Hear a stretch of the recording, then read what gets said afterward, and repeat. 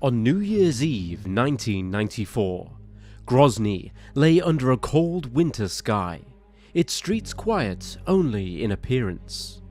Russian armoured columns moved into the city, their engines echoing against ruined buildings. Tanks and personnel carriers rolled along the cracked roads, prepared to strike at the heart of Chechen resistance. Moscow expected a rapid victory, confident that the separatists would be overwhelmed. The reality on the ground, however, was very different. Buildings, already damaged from weeks of preliminary bombardment, stood hollowed and unstable.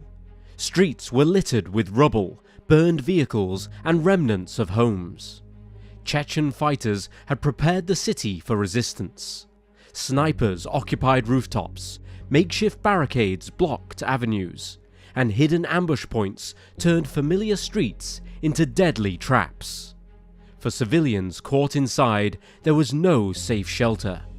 The noise of artillery and automatic fire punctuated the winter night, while smoke and dust filled the air, choking those who tried to move or hide. The Russian offensive would quickly become the bloodiest urban war fought by Moscow since the Second World War. Expectations of a swift, decisive battle were shattered as resistance held firm and the human cost mounted. Grozny, the symbolic and logistical center of Chechnya, would resist for weeks, demonstrating both the challenges of urban warfare and the heavy toll it takes on both combatants and civilians alike. In this city, the consequences of war were immediate and devastating. Military objectives, political calculations, and civilian lives were all bound together in the ruins of Grozny. The events that unfolded in these streets would not only define the First Chechen War, but would leave a lasting legacy for modern military operations in urban environments. Welcome to Wars of the World.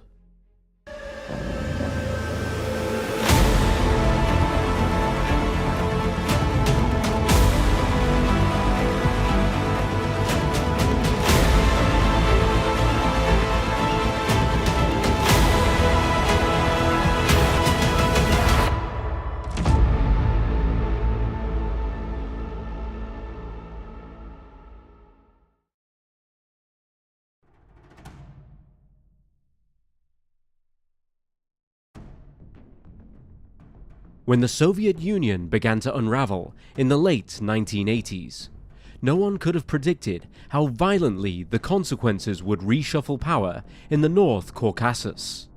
Chechnya, long a restive region under Soviet rule, saw nationalism rise rapidly under the policies of glasnost and perestroika. In 1990, the All-National Congress of the Chechen People was formed under the leadership of Dudayev, a former Soviet Air Force general. As Soviet authority weakened, Dudayev's movement seized the opportunity. In October 1991, forces loyal to him took over the KGB headquarters in Grozny, along with the radio and television installations.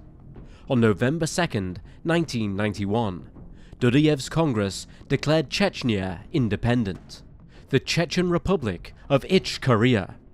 Moscow, newly led by Boris Yeltsin, refused to accept this. The declaration was not recognized, and tensions escalated. The Russian government tried to assert its legal and constitutional framework over Chechnya, insisting that secession was unlawful, while Dudayev's government moved to establish independent institutions. The constitutional treaty offered in 1992 by Moscow to the various republics of the former Soviet space was rejected by Chechnya. Dudayev's administration instead adopted its own constitution, flag, and anthem, acting substantively as a state, even while many of its institutions were fragile and under-resourced. Meanwhile, Chechnya suffered internal strife. Non-Chechens, especially ethnic Russians, fled or were expelled. Crime, lawlessness, factional politics among opposition groups, and power struggles weakened central control in Grozny. Dudiev's opponents formed the Provisional Council, which, though divided, received tacit backing from Russia. Prominent among these tensions were incidents of violence, sabotage, and small-scale armed clashes inside Chechnya between pro-Dudiev forces, opposition groups, and Russian security services. Such instability gave Moscow cause to push back, arguing that Chechnya was becoming a lawless breakaway which threatened both regional stability and Russia's territorial integrity. Grozny, the Chechen capital, stood at the heart of this conflict. Once a major industrial city under Soviet rule, it housed oil refineries, factories, pipelines, rail junctions, and an infrastructure built to serve the broader Soviet economy. The city was not just symbolically important as the seat of Dudiev's separatist government, but also being economically vital. Control over oil fields, pipeline transit routes, and refining capacity meant control over revenues, capacity to import weapons, and legitimacy over civilian administration. Moscow's concerns included not only stopping secession, but also reining in economic leakage through illegal oil exports and loss of revenue from pipelines running through Chechnya. In 1994, the situation reached a breaking point. Russia, under Defense Minister Pavel Grachev, began to prepare for a military intervention. Internal debates in Moscow showed there were some senior military officers who voiced concerns about both underestimating Chechen resolve and overestimating Russian capabilities. Intelligence gathering was weak, maps were inaccurate, logistics underprepared. But despite this, plans were made to restore what Moscow termed a constitutional order, through force if necessary. Pro-Russian opposition within Chechnya was cultivated, for example, backing the Provisional Council led by Umar Avturkanov, and covert operations were conducted to destabilize Dudiev's government. In late November 1994, a Russian-backed opposition force launched a failed attempt to seize Grozny, which made it clear that Dudiev was not going to fall easily. On the 29th of November, Yeltsin issued an ultimatum: disarm, release prisoners, and disband what Moscow called illegal armed formations. Dudiev refused. Soon afterwards, orders were issued to prepare for a full-scale invasion. By early December 1994, tens of thousands of Russian regulars and paramilitary units were massed in neighboring regions, Dagestan, Ingushetia, North Ossetia, and airstrikes on Grozny and its environs began.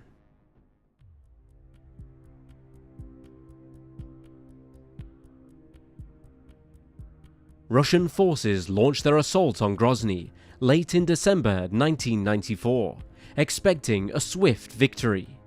On the 11th of December, a three-pronged ground advance towards the Chechen capital began, with columns moving in from the north, east, and west. Their aim was to encircle Grozny, cut off supply and escape routes, and force Dudiev's government into submission. One major axis was the 131st Motorized Rifle Brigade advancing from the northwest, supported by the 81st and 276th Motorized Rifle Regiments. Another advanced from the northeast under Rocklin's 255th, and a third from the southwest. The plan was for converging attacks to aim at key infrastructure, the railway station, major arteries into the city, and ultimately the presidential palace. These initial moves were preceded by heavy aerial and artillery bombardment.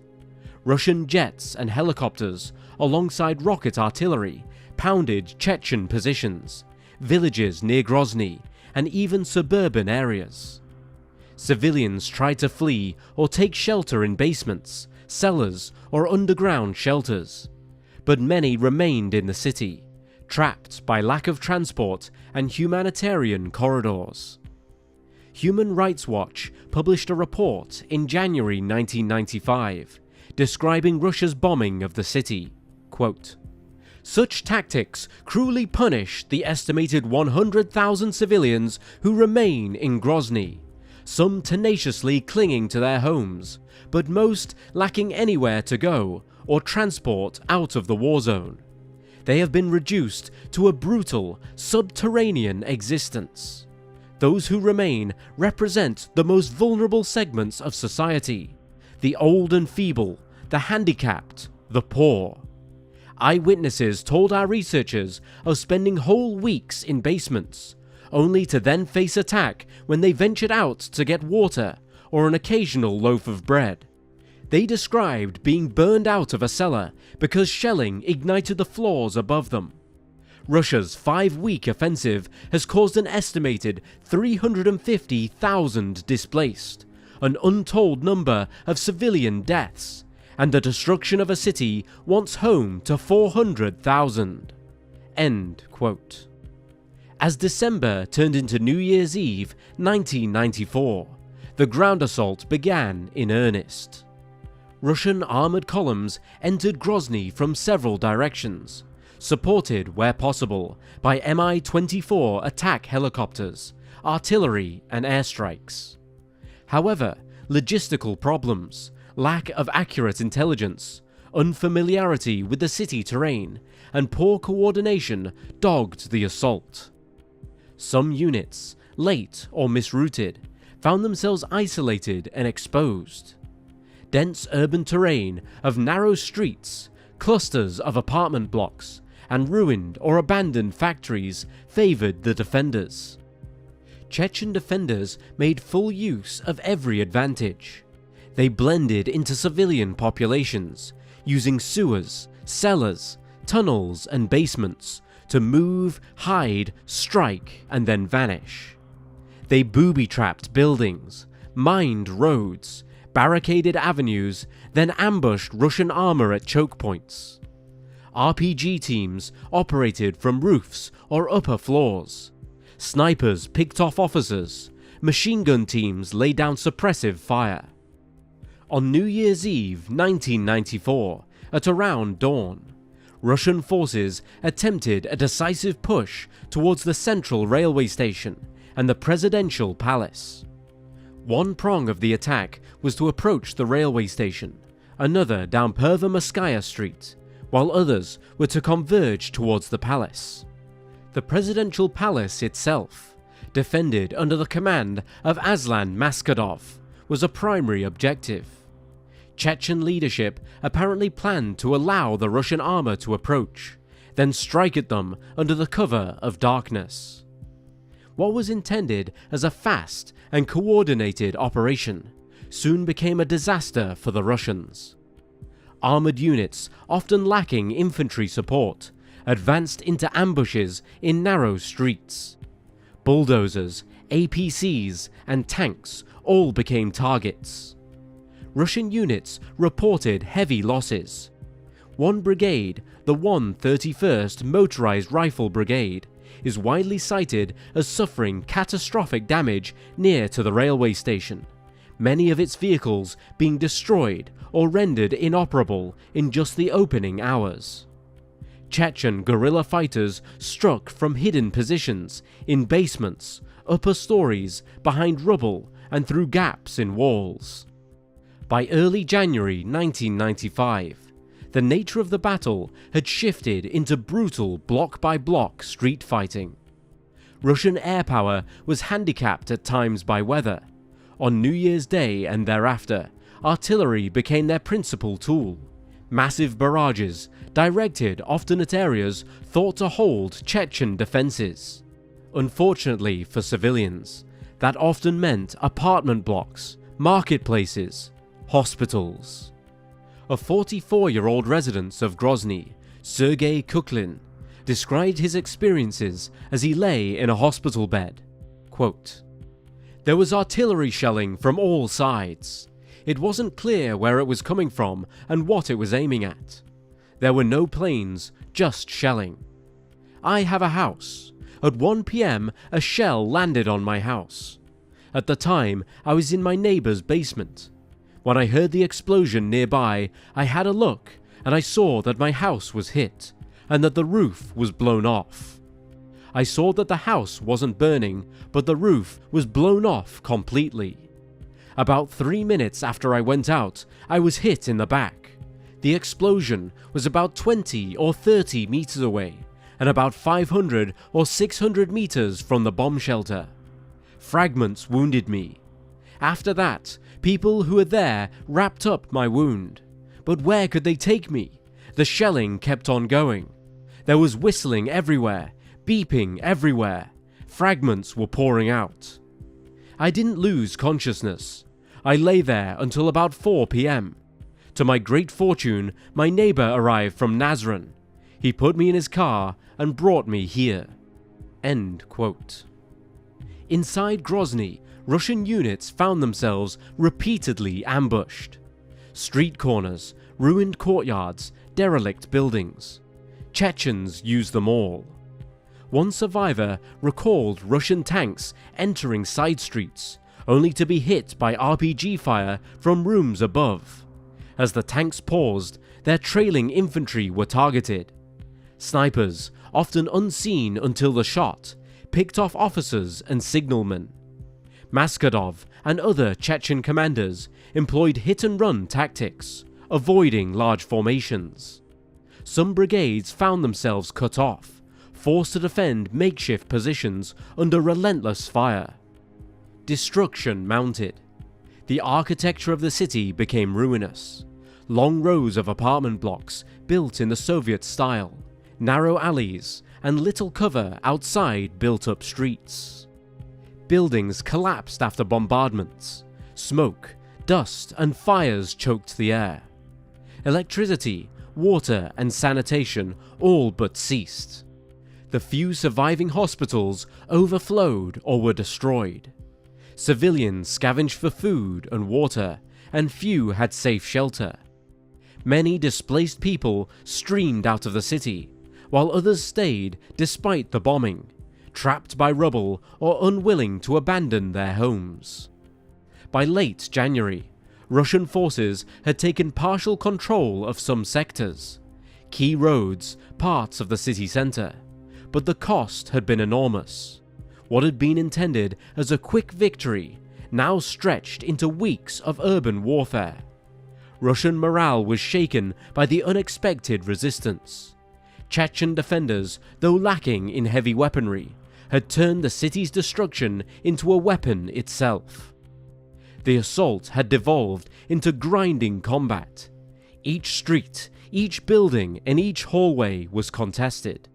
The winter cold, lack of clear communication, isolated units, and incidents of friendly fire all compounded Russian losses.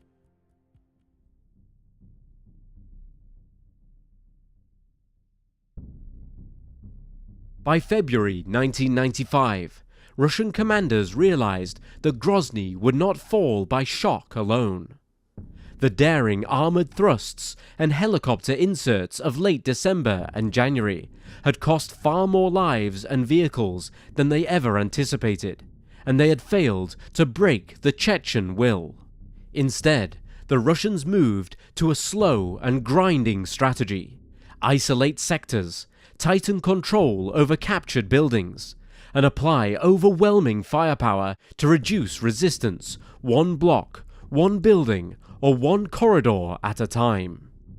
Russian forces shifted their focus to key strongholds.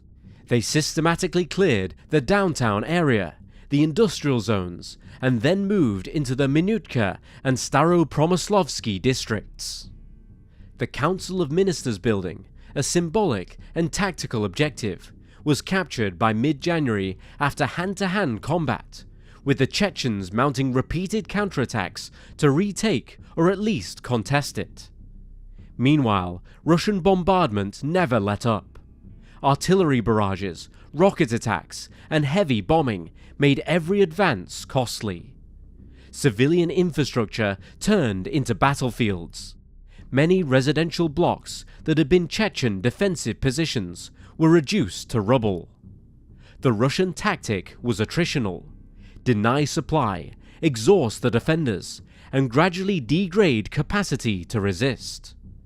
The Chechens defended fiercely, but increasingly their ammunition, food, medical supplies, and even their water lines were disrupted by enemy fire and logistical superiority.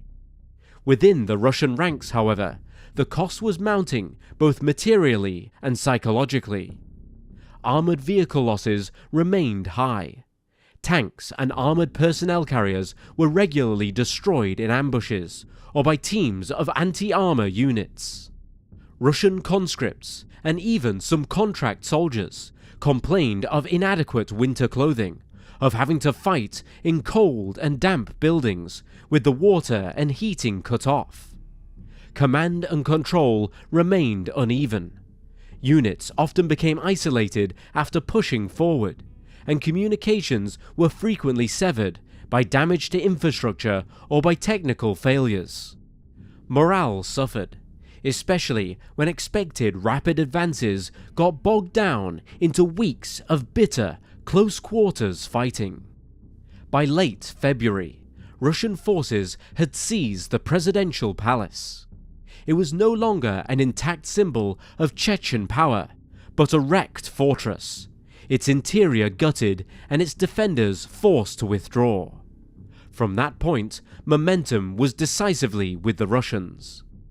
The Chechen forces, vastly outnumbered in heavy weaponry, and lacking the capacity to replace destroyed armour or to sustain large, prolonged defensive lines, made more limited defensive stands and counterattacks, but these became more costly and less sustainable.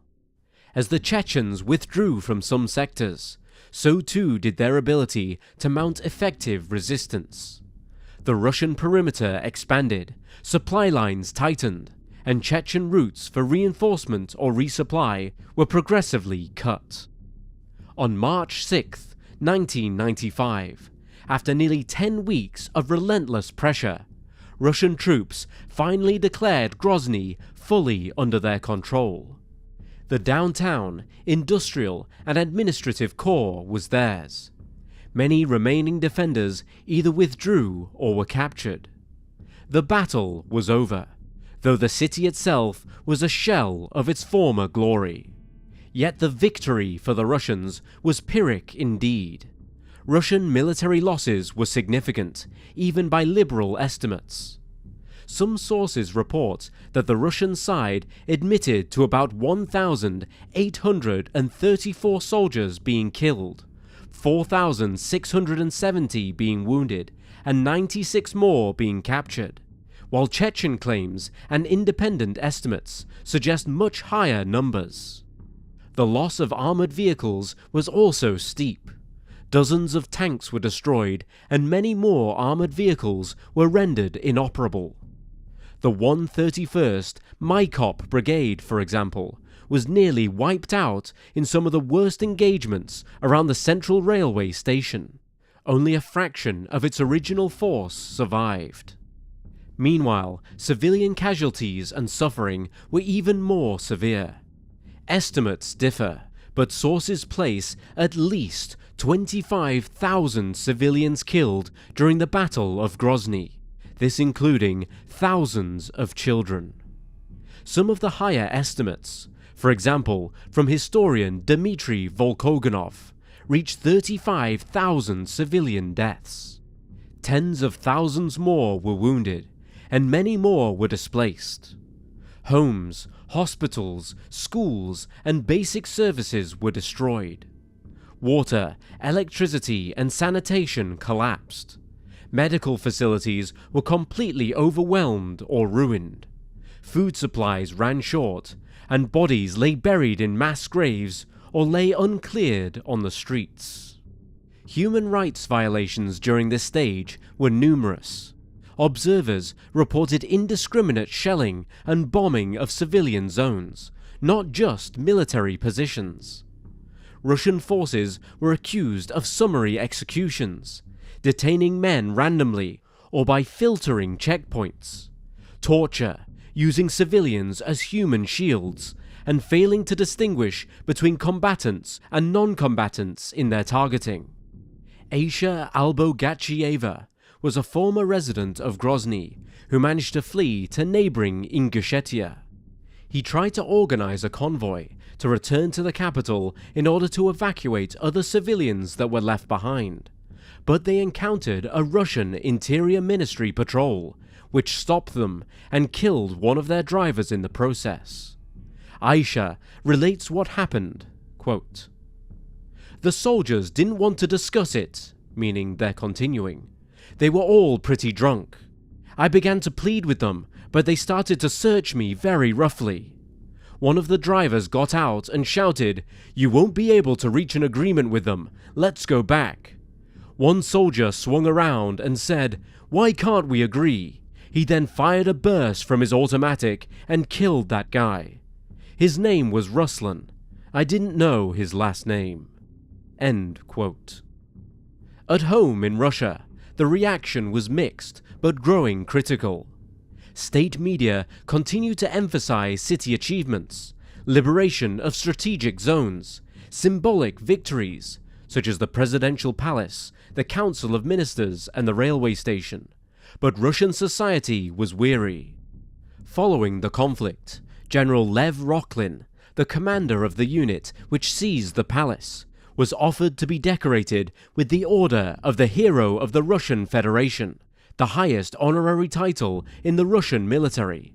But he refused, saying he saw nothing glorious in, quote, "fighting a war on my own land." End quote. Families of the lost demanded answers. Human rights activists, including Sergei Kovalev, spoke of unimaginable catastrophe and moral disaster. International bodies pressed for access and investigations.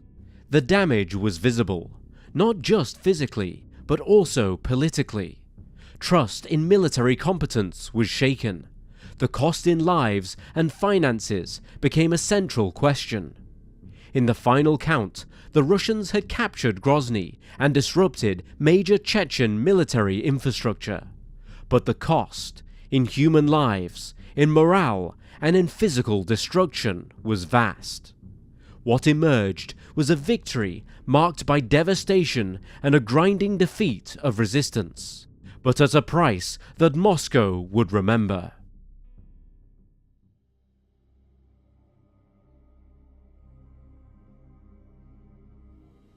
After the Russians declared victory in Grozny in March 1995, the city lay in ruins and Chechen resistance went underground. But the battle was far from over. As the winter turned to spring and the months passed, Chechen fighters regrouped in the mountains and in the ruins of towns, adapting yet again. Officials in Moscow, including President Boris Yeltsin, saw the growing cost in men, materiel, and domestic unease, mounting into a political burden. The stage was now set for a renewed push by the Chechens in the summer of 1996. On August 6, 1996, Chechen forces under commanders like Shamil Bazayev and Aslan Maskadov launched a bold offensive to retake Grozny, often called Operation Jihad, or the 1996 Battle of Grozny. With roughly 1,500 fighters, they infiltrated the city from multiple axes, bypassing many Russian checkpoints and striking at military and administrative installations in Grozny. Russian garrisons, estimated at between 7,000 to 12,000 troops, were caught off guard. The Chechens encircled many outposts, cut off supply routes, and sparked panic among pro-Moscow forces. Russian attempts to send reinforcements or armour into Grozny were repeatedly ambushed, with columns losing tanks and personnel carriers. Within mere days, the Chechens held control over large swathes of the city, or at least they denied free movement to the Russian forces. Many Russian units were trapped, demoralized, or forced into defensive pockets. Meanwhile, civilians in Grozny, already suffering, now faced renewed violence and chaos. The capture of Grozny by Chechen forces shocked Moscow and forced a political reckoning. Negotiations resumed, mediated in part by figures such as Alexander Lebed, Russia's then Security Council secretary. These dialogues culminated in the Ksaviort Accord, formally signed on August 30th, 1996, between Lebed and Maskhadov. Under its terms, Russian forces were to withdraw from Grozny. Federal troops were to pull out of Chechnya by December 31st, 1996, and joint bodies were to be formed to maintain order and prevent looting in liberated areas. The question, however, of Chechnya's ultimate legal status, including their independence, was postponed until the end of 2001. For a few years, this settlement brought a fragile peace. Grozny was now under Chechen control, though being very badly damaged. Maskhadov became the elected president of the Chechen Republic of Ichkeria. Efforts were made to rebuild, to restore schools, basic infrastructure, and local governance. Yet the ceasefire never meant complete stability, and lawlessness remained widespread. Warlords operated in the countryside, kidnappings, abductions, and internal rivalries persisted. Russia, for its part, continued to economically isolate Chechnya, and periodically launched cross-border raids. The federal government did not formally recognize Chechen independence, and nor was it recognized internationally, and many within the Russian political and military establishment viewed the Ksaviort Accord as a pause and not a peace. Those tensions erupted again in 1999. In August, militants from Chechnya crossed over into Dagestan, attempting to establish autonomous Islamist influence, which Russia used as casus belli to relaunch full-scale operations. Heavy airstrikes were followed by ground incursions. By late 1999, Moscow declared that Chechen authorities had lost control of the situation, and thus began the Second Chechen War.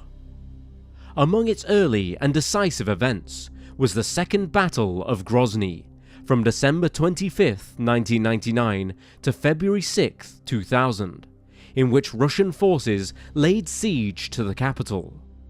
The assault was yet again characterized by overwhelming firepower, strategic bombardment, and extensive destruction.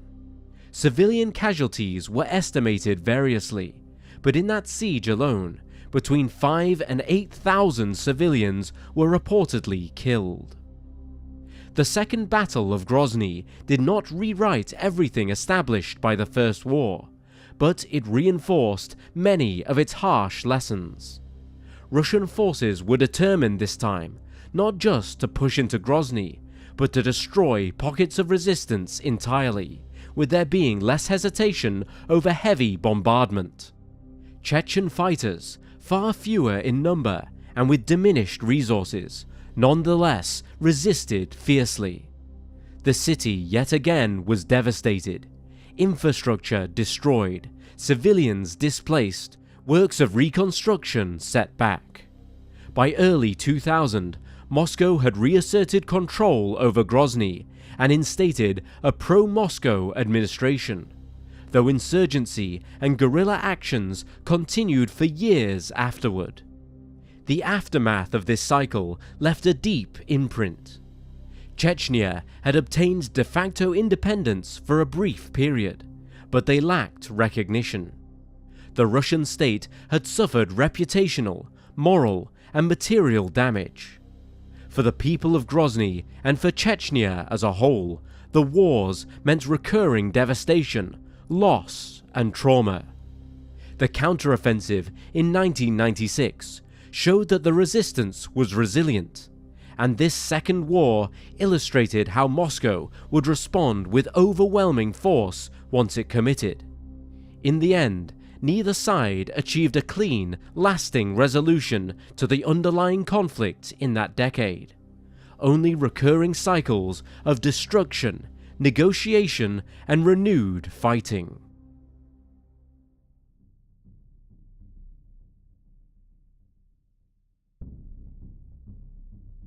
Chechnya today presents a paradoxical image. While the region is officially part of the Russian Federation, it operates with a significant degree of autonomy under the leadership of Ramzan Kadyrov.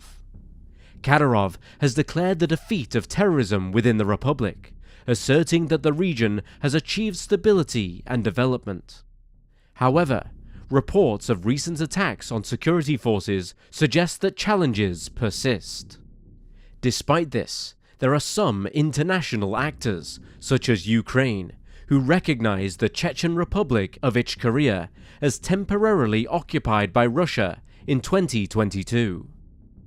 The First Battle of Grozny profoundly impacted Russian military doctrine. The initial assault revealed significant deficiencies in urban combat tactics, leading to a re-evaluation of strategies for future conflicts.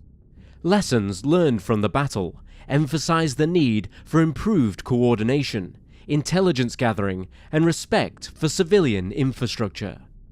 But while these insights may have been integrated into Russian military training and operational planning, with regards to the current conflict in Ukraine, Russia's urban combat strategies have often mirrored the initial tactics used in Grozny, characterized by extensive bombardment followed by infantry assaults, sometimes referred to as meat grinder tactics.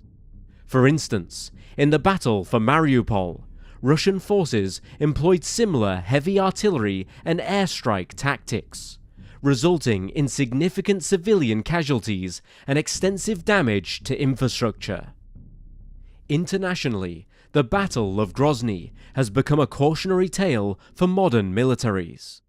The extensive destruction of the city and the high civilian toll underscore the complexities of urban warfare and the challenges of distinguishing between combatants and civilians. The conflict has spurred discussions on the ethical implications of both military strategies and the importance of adhering to international humanitarian laws. Military analysts and historians often reference the battle to highlight the necessity of adapting tactics to the urban environment and the unpredictable nature of such engagements. The Battle of Grozny serves as a poignant reminder of the devastating consequences of urban warfare. Its legacy continues to shape military strategies and policies, emphasizing the need for careful planning, respect for civilian lives, and adaptability in the face of complex combat scenarios.